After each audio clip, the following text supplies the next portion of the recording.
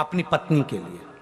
किसके लिए छोड़ना है नशा? अपने बेटों के लिए। किसके लिए छोड़ना है नशा? अपनी बेटी के लिए। किसके लिए छोड़ना है नशा? अपने परिवार के लिए। क्योंकि नशे में केवल तुम बर्बाद नहीं हो रहे हो, नशे में तुम्हारा परिवार पूरा की पूरा बर्बाद होते चले जा रहा है। उसको छोड़ने का प्रयास करो।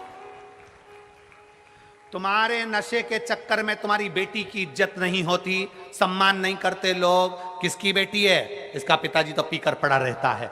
तुम्हारे नशे के चक्कर में तुम्हारे बेटे का आदर नहीं होता। किसका बेटा है? उसका बाप तुम्हारा पी के पड़ा रहता है। तुम्हारे नशे के चक्कर में तुम्हारी पत्नी का मायके में सम्मान नहीं होता। इसका पति तो बेवड़ा है, पी के पड़ा रहता है। उस नारी का सम्मान नहीं होता, उस बच्चे का सम्मान नहीं होता, उस बेटी का सम्मान नहीं होता, माँ का सम्मान नहीं होता। तुम्हारी माँ, अरे किसकी माता है? अरे उसका बेटा तो पी के पड़ा रहता है। माँ का सम्मान नहीं होता। किसका बेटा है? वो बाप, उसका बेटा वो पी के पड़ा रहता है। ना माँ को सम्मान मिल रहा है, ना बाप को मिल रहा है, ना पत्नी को मिल रहा है, ना बच्चों को मिल रहा है, किसी को सम्मान नहीं। फिर क्यों नशा करना? किस लिए?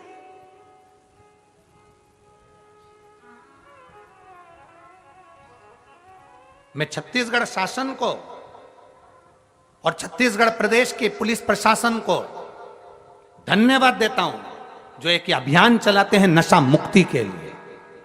छत्तीसगढ़ पुलिस को भी साधुवाद है और छत्तीसगढ़ की शासन को भी साधुवाद है, पूरे प्रदेश को साधुवाद है। आप जागरूक तो कर रहे हो, आप जगाने का प्रयास तो कर रहे हो कि जागो।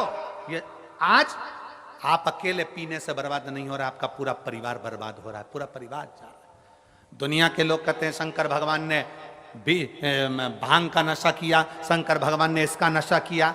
हम उनसे कहते हैं, जो कहते हैं कि शंकर भगवान ने भांग का नशा करा, जो कहते हैं शंकर भगवान ने इसका नशा करा, हम उनका हाथ जोड़कर निवेदन करते हैं, एक पुराण, एक वेद,